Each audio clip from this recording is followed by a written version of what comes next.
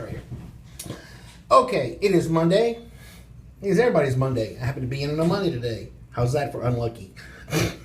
Anyway, it turns out that this is one of the usual, not usual, pet store specimens. It was actually sold way back in May.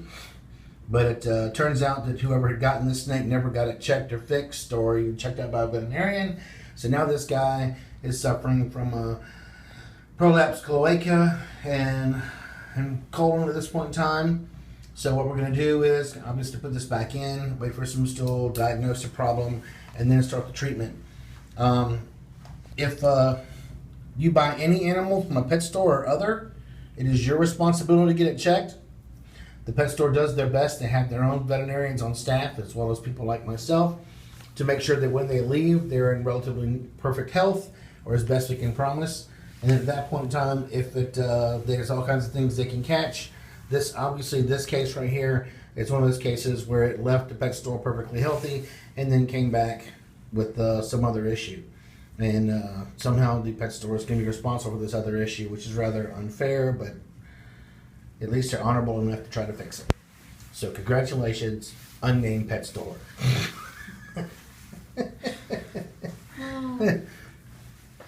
Contractually as well as ethically, I keep my mouth shut as to who they are. But these deeds that we do and the patients that we see all need to be part of an educational scheme, and that's what this is all about. So anyway, there's a minute and 30 seconds of snake with butt pooching out.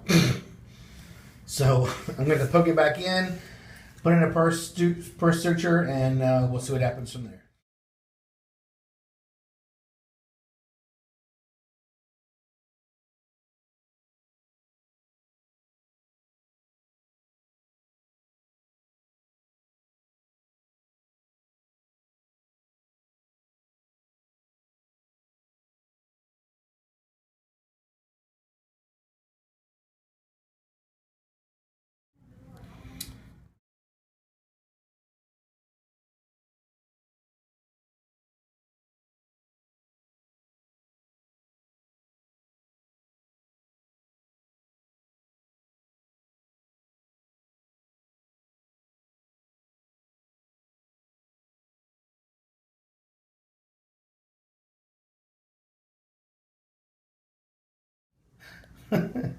Okay, here's our once prolapsed cloaca old snake. As you can see, it's back in now. Put a purse string on there, numbed it up. This guy didn't argue with us whatsoever. The girl's going, I'm going to get bit. I'm going to get bit. I'm going to get bit. And she never did. So we numbed it up just right. Anyway, we used the swabs to fecal, and I'm not seeing any overgrowth of bacteria, no yeast, no problems, no parasites. But just to be safe, we're going to send this guy home with some fenbendazole on EOD dose, and we'll see how he does in the next week or so. They're going to watch for any swelling in that area right there to make sure it's not too bad or too painful, and then from there we'll probably take that out in a week to 2 weeks. All right, later, bye.